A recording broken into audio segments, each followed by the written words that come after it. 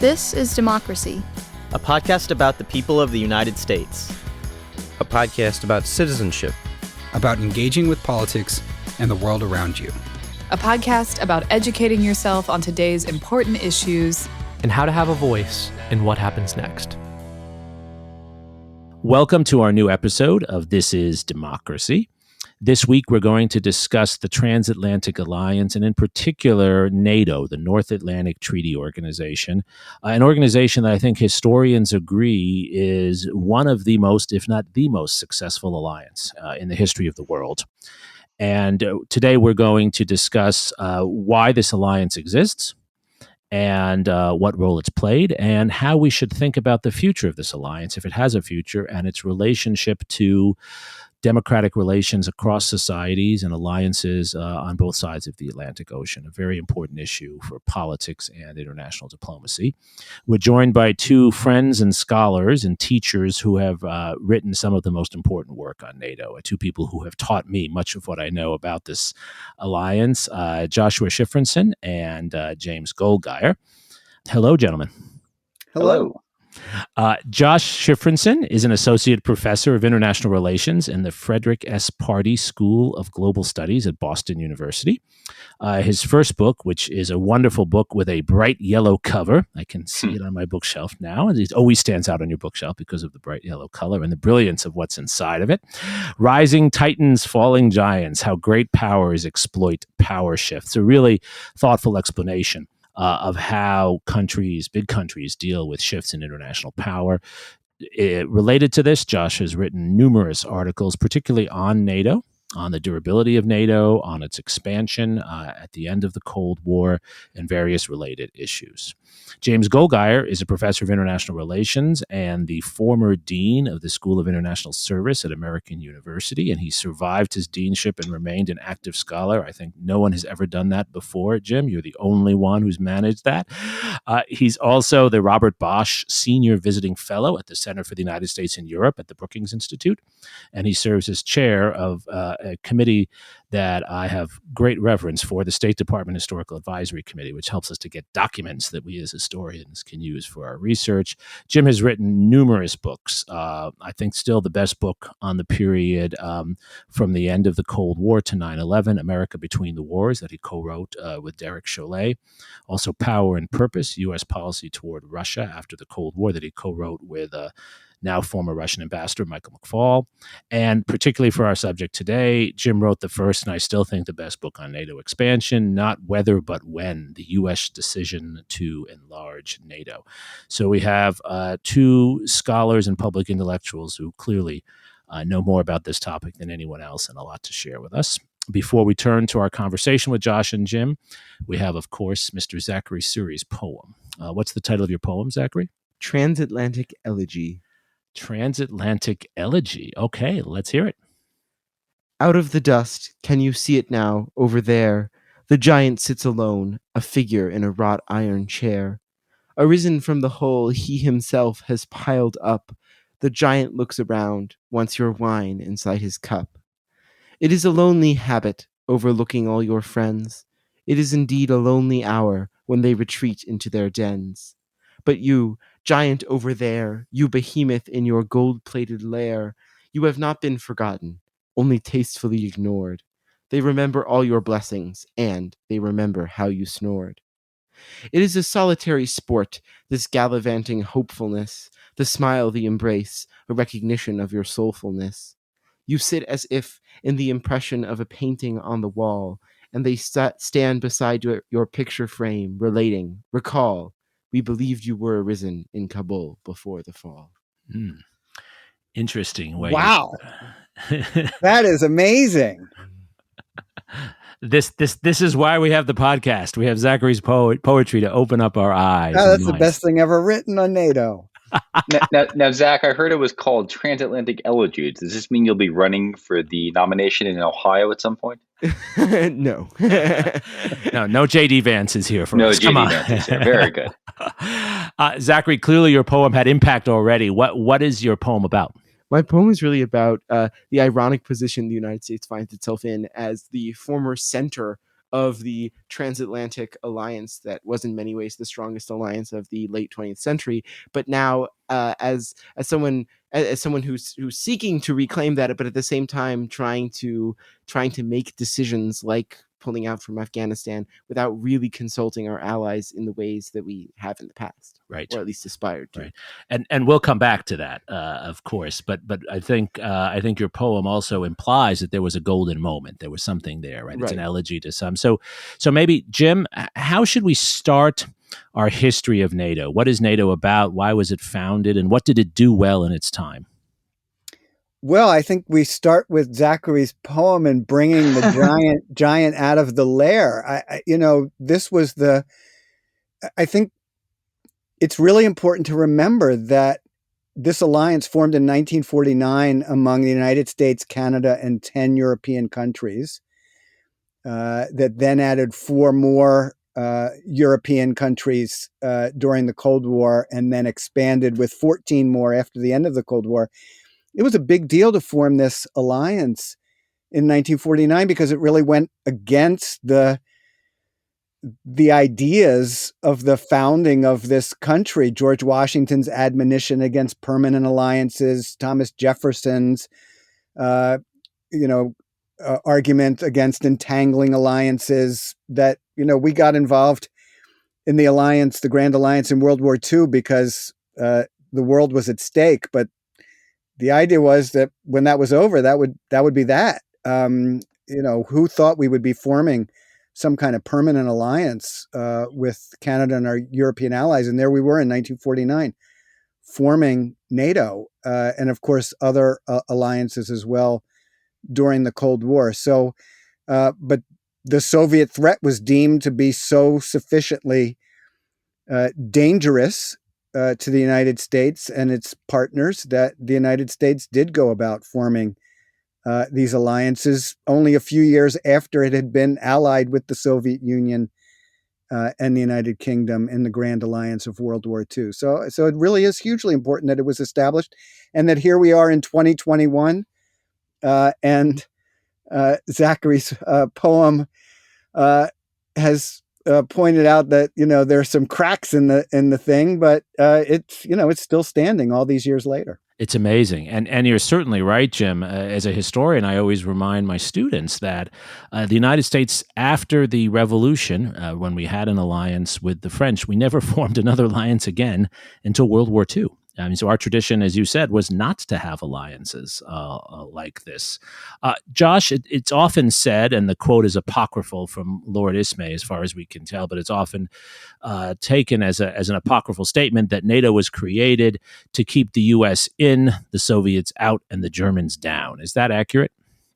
I think that is highly accurate, and it gets at a duality in NATO's founding purpose. And I think Jim alluded to this, but it's worth putting a point on it.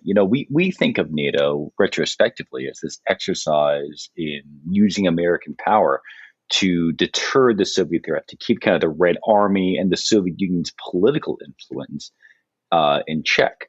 But of course, founded in 1949, the states of Western Europe and Canada aren't only, even primarily even, worried about the Soviet Union. There's this country called Germany that sits in the heart of Europe. Now, of course, Germany in 1949 wasn't a sovereign actor, and it was divided between the victors of the Second World War in Europe. But there's a real fear about the resurgence of German power akin to what we saw after the First World War, and this worry that the Germans would run amok again if not checked. So Lord Ismay's apocryphal statement, keeping the Americans in, the Germans down, the Soviets out, really gets at the idea. The Americans were going to project power into the heart of Europe and try to manage European security affairs to, on the one hand, check the Soviets, but also check the Germans. And so American power was to focus in this very dual-hatted fashion. And how did this actually work in practice, Jim? You've written a lot about this. NATO was actually a relatively consultative structure and still is, right? It wasn't just the United States getting its way all the time, correct?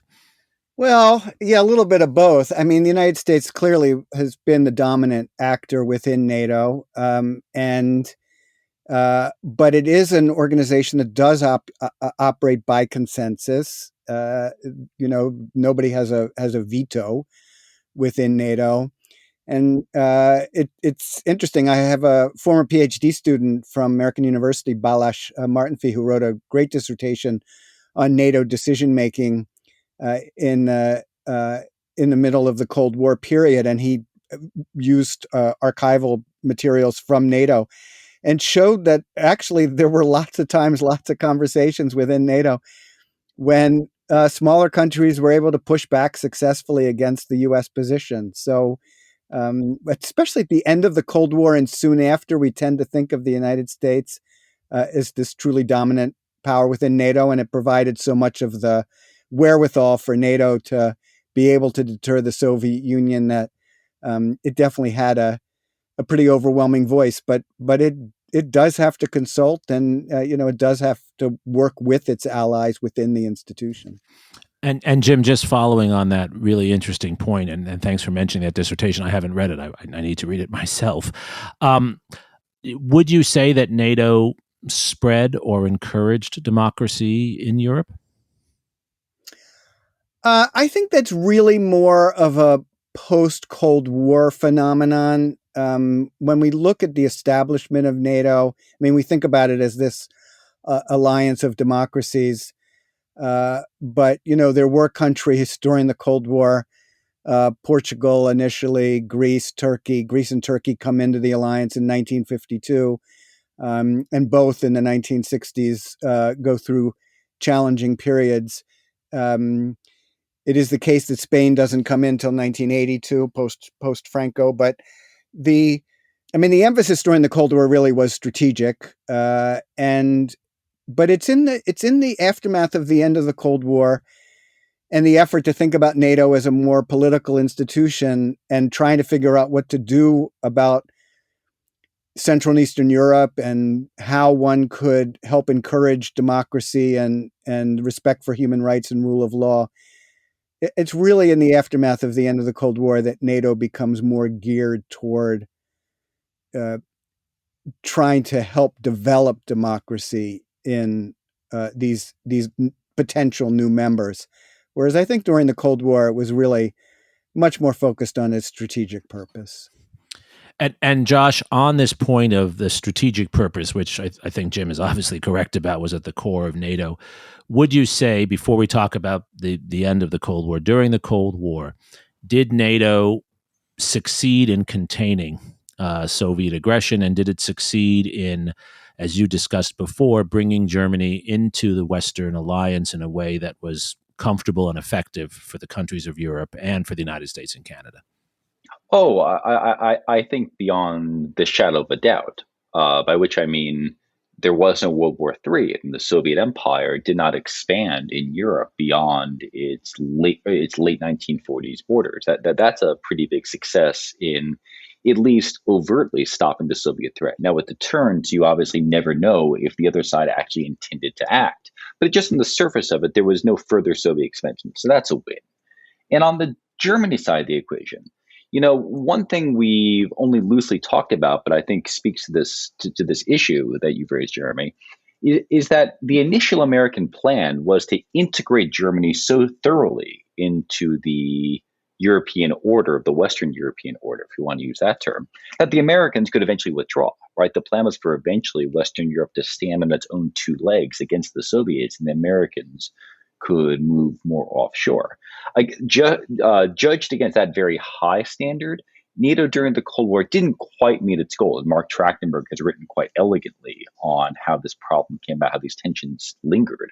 But in terms of making Germany acceptable to other countries and making France and Britain, Belgium, Holland, so on and so forth, comfortable with Germany, NATO managed to succeed in that mission, and American influence was critical to that project. So I often hear NATO spoken of sort of as almost analogous to the Warsaw Pact, but not obviously. There was much more of a back and forth between the countries. How much did internal relations between NATO members shape NATO policy during the Cold War? Jim? Yeah, it's not comparable to the Warsaw Pact. The Warsaw Pact, the Soviet Union dominated Eastern Europe. Those countries are really, properly known as client states, and the Soviet Union, in most cases, installed the leadership of those countries and controlled those leaders. Although there were some exceptions, and especially as time went on, I mean, the United States, did have to work with its allies, and it had some difficult allies.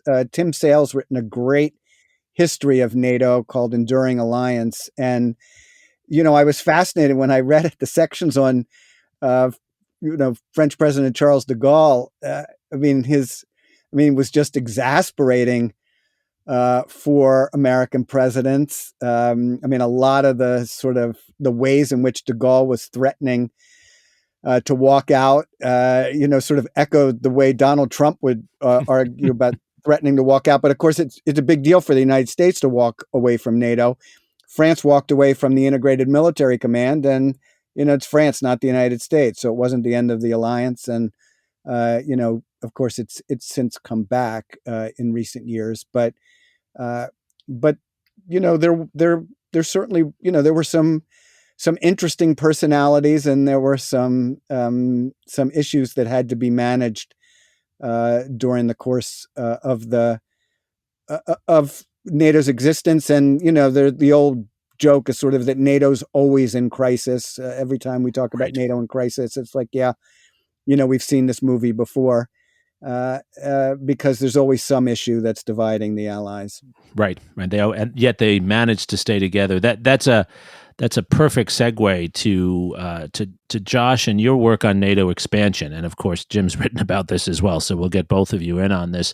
What happened at the end of the Cold War? If ostensibly the most obvious reason for NATO to exist was the Soviet threat, when the Soviet Union no longer existed after December 25th, 1991, why did NATO not only continue to exist, but actually expand into places like Poland and the Czech Republic, places that had been part of the Warsaw Pact that Jim just discussed? Josh, give us your understanding of expansion. Sure, I'm happy to. Well, so first of all, we have to remember that at the end of the Cold War, there were any number of plans and a number of calls to wrap up both of the Cold War alliances. The Warsaw Pact obviously fell apart, and there were calls in some quarters for NATO to close up shop and to be replaced with either a new European security organization to anchor European security on the European Union, then the European community, but slowly coming together, the Conference on Security Cooperation in Europe. So there were all these calls to abandon ship or change course. But when the Cold War ended, and if the Cold War ended above all with Germany's unification, with East Germany melding into West Germany, the Lord Ismay statement of keeping the Germans down and the Soviets out, the Soviets were gone, but keeping the Germans in check remained a real concern, number one. And German leader Helmut Kohl at the time was very much aware of European concerns with newfound German power. And so there was a lingering desire to keep the Americans engaged in Europe, keep NATO alive. And at the same time, the states that were formerly in the Warsaw Pact, Poland, the Czech Republic, Hungary, Romania, so on and so forth, they've just lived on the communist jackboot for 45 years. They're deeply concerned with the Soviet Union coming back. And it's not irrational at the time, right? Russia is going through any number of internal turmoils. In 1993, of course, Boris Yeltsin, then Russian president, fires on the parliament. This is not a stable situation if you're living in Eastern Europe.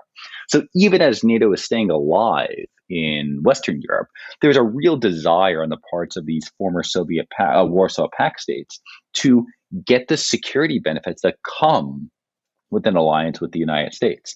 So that generates kind of a perfect storm of external conditions that mobilize the United States to begin looking east. And at the same time, as Jim's written quite elegantly, President Clinton, starting office in 1993, is really invested in keeping the United States involved and in some ways in charge of European security affairs. So pulling NATO east, taking NATO east, also satisfies American strategic concerns. Jim, you have written what I still think is the best book on this, not whether, but when. Why was Bill Clinton so committed, or why did he become so committed to NATO expansion?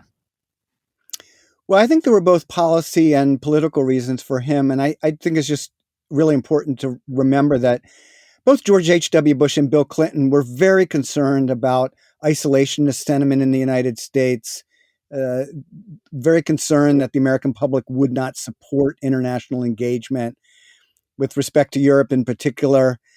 You know, the lesson of the 20th century was that they had internalized was when the United States leaves, as it did after 1919, bad things result. You know, staying after 1945 was good for Western Europe. The fact that war had broken out in Yugoslavia in 1991 led people to believe that that kind of ethnic conflict could break out all over Eastern Europe. You know, people talked about ancient hatreds. I mean, you know, people didn't know that much about Eastern Europe, and there was fear that there would just be conflict breaking out all over. So there was a policy reason for trying to figure out how to ensure security and stability. There was the notion that the United States had done something good for Western Europe with NATO after World War II, that, as Clinton would later put it, it was time to do for Europe's East what we had done for Europe's West. But then there was also political calculation.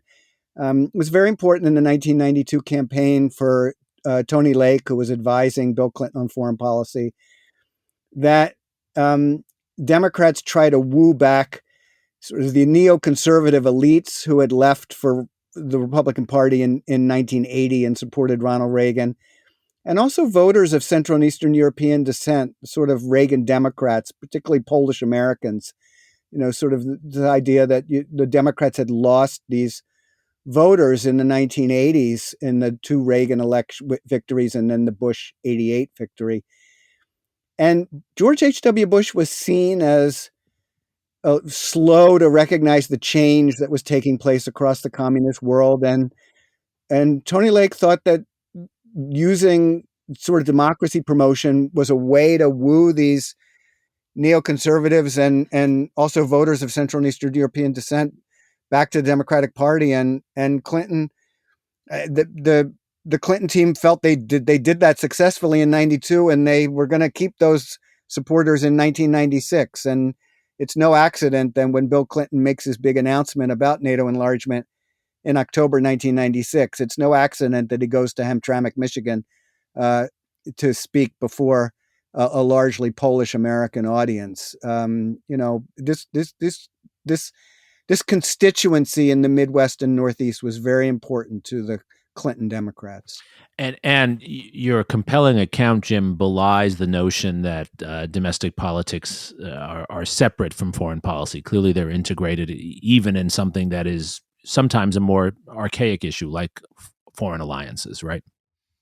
Yeah, and I just think in this case, you just had, you know, again, especially for somebody like Tony Lake, the sort of the political needs and the policy desires just meshed together so well. You know, in political science, we would talk about overdetermination of the outcome. I mean, I think, you know, there were just a lot of factors that went into this. And it also was a reason why you could get both Democratic and Republican support. You had people who wanted NATO enlargement because it would help promote democracy in Central and Eastern Europe. And you had others, particularly Republicans, who looked at NATO enlargement as a way to ensure that Central and Eastern Europe was protected against Russia in the future. And so you had lots of people supporting this for a number of different reasons. Josh, you've written quite a bit about how the story that Jim is telling ran against, as you show, commitments the United States had made, or at least commitments the Soviet Union and the Russian leadership believed the United States had made not to expand NATO. Tell us about that. Sure. So a little bit before the period Jim just described, this is early 1990, the heyday of the politics behind German reunification. There's a question over what it would take to get the Soviets to consent to allowing East Germany, then a Soviet client state, to reunify with West Germany, right? And the Americans were really eager to do this rapidly and to do this without causing a crisis in European security affairs. So in February 1990, then Secretary of State Jim Baker, along with some other officials, including then Deputy National Security Advisor Robert Gates, flew to Moscow for meetings with the Soviet leadership. And in the course of these conversations, Baker pledges that if the Soviets consent to German reunification, that there would be no expansion of NATO's presence one further inch to the east. And this sort of idea that NATO expansion would be kept in check is repeated throughout the spring and summer of 1990 in various ways, culminating in the formal reunification of Germany in October of 1990. Now, we also know from archival releases that even as this deal was coming together, as these promises were being made, and I should add, this was never codified, right? These are diplomatic assurances of the kind that leaders give to one another very often. But even as these assurances are being offered, behind the scenes, the American other policymakers are realizing, hey, look, this is an opportunity to kind of consolidate or begin expanding American influence in Europe. And maybe we don't want to expand NATO right now, but we don't want to foreclose the option. Maybe we even want to think through the conditions under which we'll expand NATO going forward, despite what we told the Soviets. And that conversation really takes off in 1990, 1991, 1992, even before Clinton comes to office.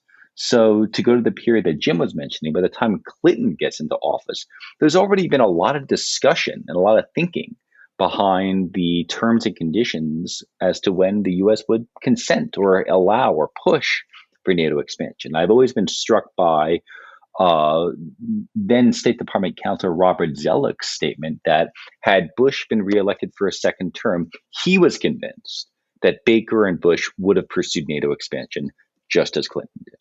So is Vladimir Putin, though, correct when he says this was a double cross by the United States, Josh? Putin has his own narrative on this one. I would just say that when it comes to world politics, and Jim and I have discussed this at length in our own studies of this topic, in international politics, state policy is often determined by external factors, right? By balance of power, realpolitik, strategic concerns. And in 1990, when the U.S. was seeking to unify Germany, it made lots of sense for the U.S. to promise the Soviet Union not to expand NATO. But then once the Soviet Union declined further and the Soviet Union fell apart, there's really nothing to keep the United States in check. Russia certainly wasn't the Soviet Union. So whereas Putin calls it a double cross, as if it's some nefarious long-term plan, I would simply say this is world politics. Deals change all the time. It doesn't mean we should accept the outcome. It doesn't mean we should support the American policy in this position. It doesn't mean we shouldn't have anticipated some blowback. But I think it's a little harsh to call it a double cross. And Jim, there were efforts that again you've written about by the United States to bring this Russia in somehow, right? Not necessarily as a member of NATO, but to make this palatable to them. And of course, that carry forward well beyond the period of expansion. What was accomplished, if anything, by those efforts, the Partnership for Peace and things of that sort? Yeah, I mean, it's a really fascinating thing. I've been fascinated and did a piece in the Journal of Cold War Studies in 2020 because I was, just interested in this idea that, Bill Clinton was so eager to develop a partnership with Russia, was so eager to develop a partnership with Boris Yeltsin, saw Russia as a partner as being really important for his own agenda, that he believed that if Russia was no longer an enemy, that would free up defense dollars to be used for his domestic agenda. And so the obvious question is, well, how is it that the person who's so responsible for pushing NATO enlargement is also a person who wanted a great relationship with Boris Yeltsin and wanted the U.S. to have a new relationship with Russia? And my conclusion was he convinced himself he could do both. And that I think that he convinced himself it was largely a political issue, that if he could just keep the process going, but not in a concrete way until after Yeltsin was reelected in July of 1996, but then make it more concrete before his own reelection in November of 1996, that would really solve a lot of the problems. I also think from a U.S. standpoint, mean, Josh mentions the specifics about what was said in 1990, and he's done more than anybody else to illuminate sort of those conversations and what they mean. There's a broader assurance that the United States is giving to the Soviet Union and then the Russians, which is basically, we won't take advantage of your retreat from Europe to undermine your security. And That's right. The U.S. officials, throughout this period, they believe they stuck to that. Their argument would be NATO became more of a political institution. They reduced weapons in Europe through the CFE treaty. The U.S. pulled troops out of Germany, and that they were doing all these things and then invited Russia to sign the NATO-Russia Founding Act to try to create a NATO-Russia relationship. So, from a U.S. standpoint, the view is, look, we said we wouldn't undermine your security, and nothing we did has undermined your security. And meanwhile, the Russians are looking at NATO moving closer and closer, taking up all of these Warsaw Pact states. In 2004, they take the 3 Baltic countries. In 2008, say that Ukraine and Georgia are going to become members of NATO. From a Russian standpoint, it looks very different than it does from Washington. And I just think those perspectives really can't be bridged. And Jim, Jeremy, can I jump in for please, just half a please, Josh, just half a second? Because I think Jim gets at a really important point, and I'm glad he made it, because there's a parallel which he's alluding to between how Clinton viewed the world and how the broader U.S. Foreign policy establishment, the foreign policy makers of the time, viewed the world. Jim described Clinton not wanting to choose between expanding NATO and antagonizing the Russians, and he convinced himself you could do both. In a similar way, what Jim is getting at is that American decision makers in the 1990s and early aughts convinced themselves that they could negotiate what Russia saw as its own interest. They didn't have to choose between what the U.S. saw as in America's interest and what we could convince the Russians as to their interests. And that's a fraught situation for generating the types of perspective differences that Jim's alluding to. Right, and it's a common issue in international politics. As the dog is indicating as well, right? That different perspectives are brought. Jim, is this difference of viewpoints and interpretation what we need when we try to understand what happened in Ukraine that ended up, of course, with Russia invading and taking control of Crimea after Ukraine sought to become part of NATO? Is that part of the story?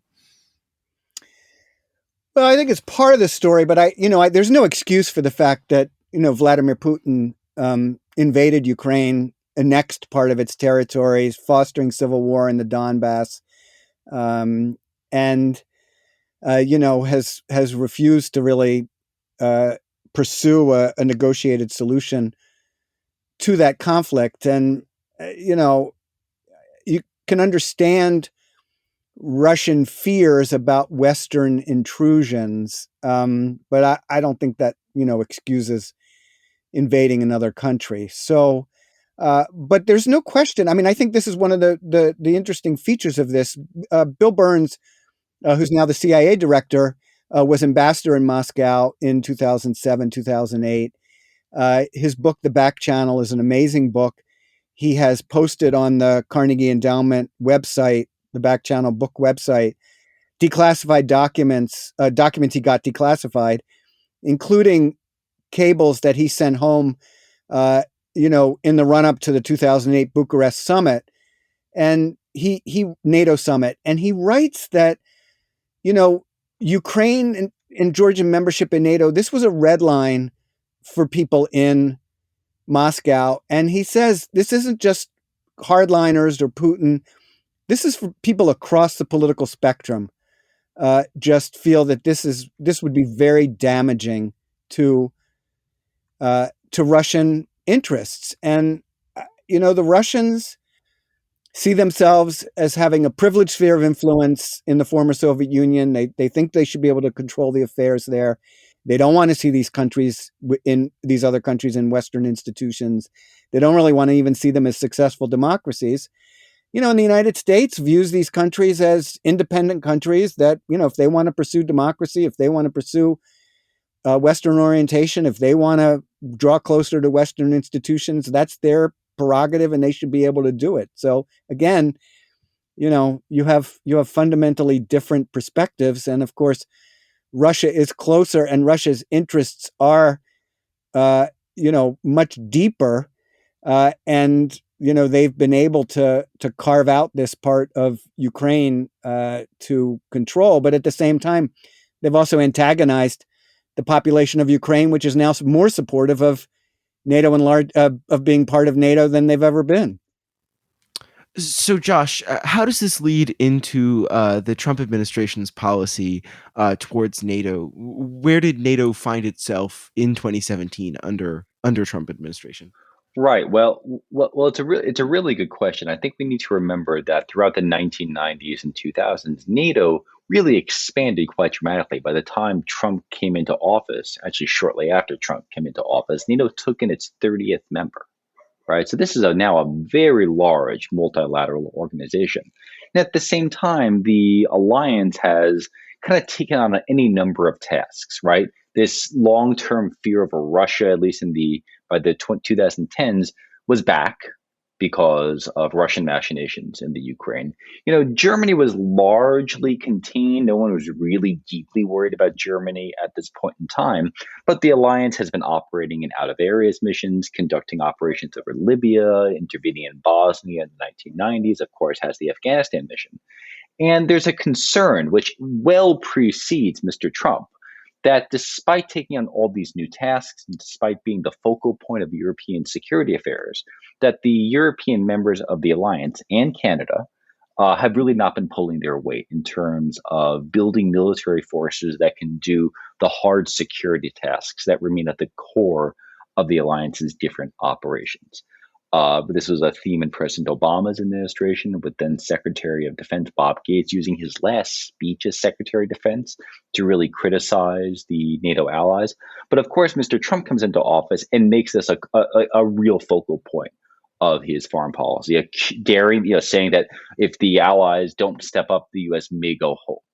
Now, this is actually fairly ham-handed, because even as he's saying this, the U.S. Is increasing funding for different NATO initiatives, at least early on. And so it becomes a very incoherent message. But Mr. Trump ends up both exacerbating tensions in the alliance, because he's cueing to things the Europeans don't want to hear. No one wants to be told, spend more or else. And at the same time, he's sending a very different message of, but you know what, the U.S. is still sticking around because we like being in charge, is essentially Mr. Trump's message. So Trump is really a force for chaos inside of NATO at this point in time, even as he's oscillating rapidly on the Russia issue, oscillating rapidly on whether the U.S. is leaving Afghanistan. And so the whole thing is just a mess. And historians of the future will have a field day trying to make sense of whether there was any consistency in Mr. Trump's NATO policy. We will certainly have our work cut out for us. Whether it'll be a field day or not, I don't know, but we'll definitely have our work cut out for us understanding Trump. Jim, that brings us up to the president, right into Afghanistan. What has Afghanistan done to the NATO alliance? Well, I think first we should just note the remarkable nature of the mission in Afghanistan. After September 11th and the attacks from Al Qaeda that were formulated from the territory of Afghanistan by Osama bin Laden and his colleagues, the United States made the decision that if the Taliban wouldn't offer up Al Qaeda to the United States, that we would go to war. And the decision was made not to do this as a NATO mission, as had been done in 1999 in Kosovo. And in fact, in part because there was a belief that the Kosovo mission showed, the United States had to go through all its partners for, getting targets approved and so on. And the Bush administration didn't want to be hamstrung by that.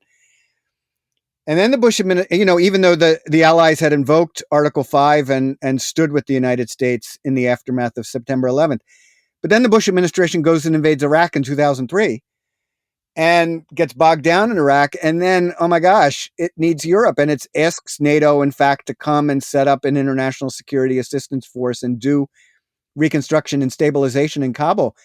And so you then have this NATO mission and NATO countries and non-NATO countries, lots of partners. And, it's a pretty extraordinary effort by NATO and non-NATO partners to try to establish some good governance and security in Afghanistan. And so the NATO allies become quite invested in it. A lot of times they were made fun of for the caveats that they had on the kind of military operations they would engage in, but they were quite committed to it. And by this past spring, I mean, they had more troops in Afghanistan than the United States did, and so they were really. They knew that Joe Biden was committed. I mean, Donald Trump had signed a peace deal with the Taliban. They knew Biden was committed to getting out. Biden had wanted the United States to leave in 2009 when he was vice president, and he lost that argument. So it was pretty clear he was going to do this. But the way it was done, is just so troubling. And, allies felt that they weren't consulted. And there's been a lot of pushback on that. People have said, oh, no, they were. And Secretary General was consulted and brought allies together for this. But, I think this was done in a way that that the allies really did resent. There wasn't much that they could do about it.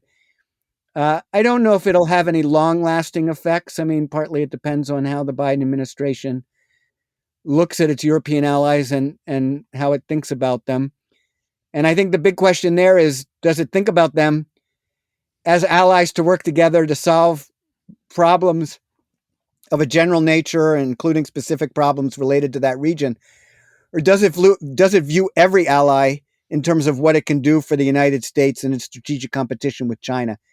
And I think that's the danger for the alliance, is that the United States is so focused on the Indo-Pacific and China, the people, that are really dominant in the administration are those who are driving the policy toward the Indo-Pacific. And the allies have sort of become an afterthought. And I think that could really come back to haunt the United States.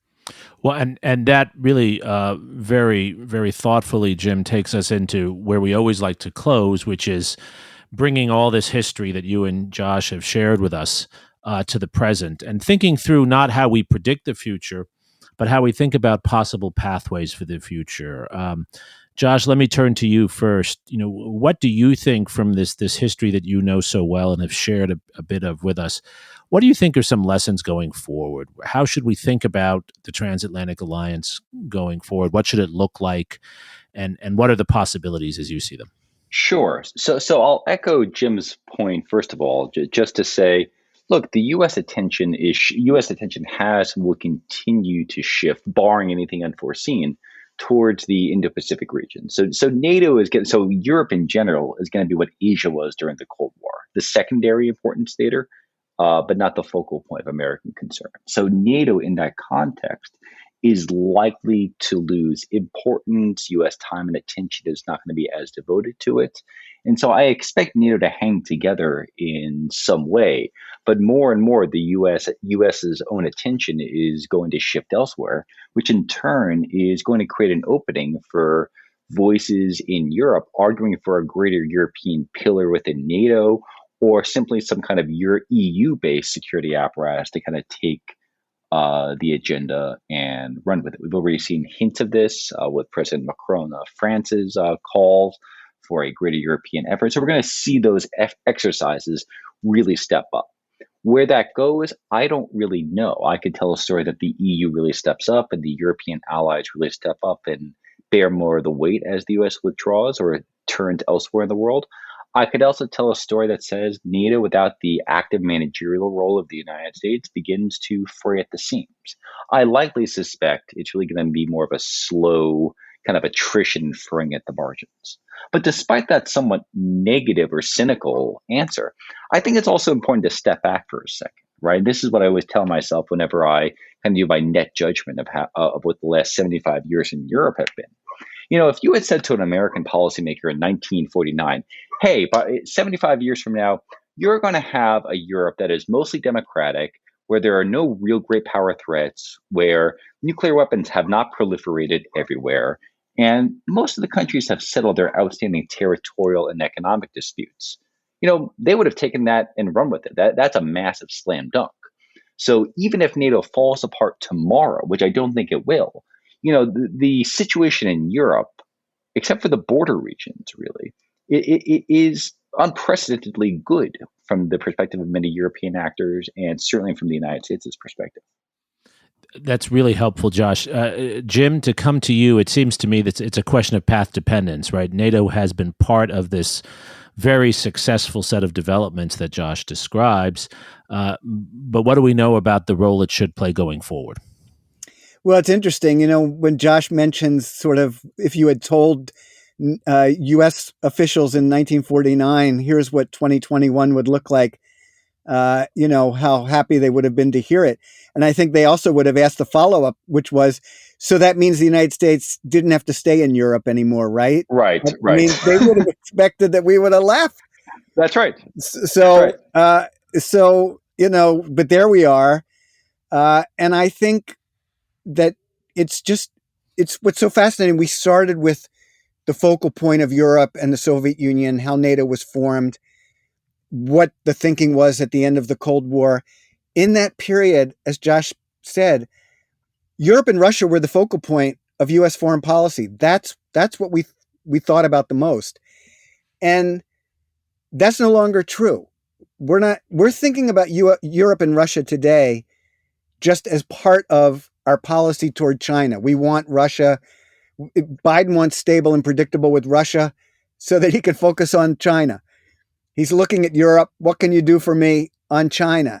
And I just, NATO is now talking more about China, but it's not really a great fit for the alliance. And I think that, the more that China becomes the focus, the more clear it's going to be that that's not really a purpose for NATO. And we'll certainly see interactions with allies. We saw the US and UK working with Australia on the submarine deal, of course, to the detriment of France's own pursuit of a deal with Australia. So I think we may well see more of those types of things going forward. But there's still a big institution there, and there are a lot of people with a lot at stake in NATO. So, like Josh, I think it'll be around for a while. So, Zachary, I want to come back to you at the end here because you got us started with your wonderful poem. How do you and your generation of younger people who think about international affairs, think about climate change and topics like that have not been traditionally topics for NATO, how do you see an alliance like that fitting into those issues, if at all? Well, I think at the very least, this history of NATO and maybe the recent events that have made the importance of NATO to American foreign policy more clear show us at the very least that there is no option to just bury our heads in the sand. That American economy, the American society is so deeply embedded in the world that we have to interact with the world and we have to have allies. And I think that's so important because alliances and actually sticking with deals isn't very exciting, but it's so deeply important. Very well said. And it's been a theme for our podcast week after week, right? That democracy implies a certain amount of multilateralism. Exactly. And NATO has been fundamental to American international multilateralism, as Josh and Jim have made so clear today. And it certainly, in some form, will probably be part of that future, but it will be in a different form. What I hear Jim and Josh saying is that NATO will continue to exist, but it won't look the same. Institutions have a history as well. They have an arc of change. And I think your generation, Zachary, will play a major role in reforming NATO as we go forward and building other alliances as well. Jim and Josh, thank you so much for sharing your insights with us today. You've given us a bookshelf worth of history in about 40 minutes, which is really extraordinary. So thank you so much. Thanks for having me. And Zachary, thank you for your poem. And thank you, Zachary. That was amazing. It was great. And thank you most of all, or equally as much, thank you to our audience for joining us for this week of This Is Democracy.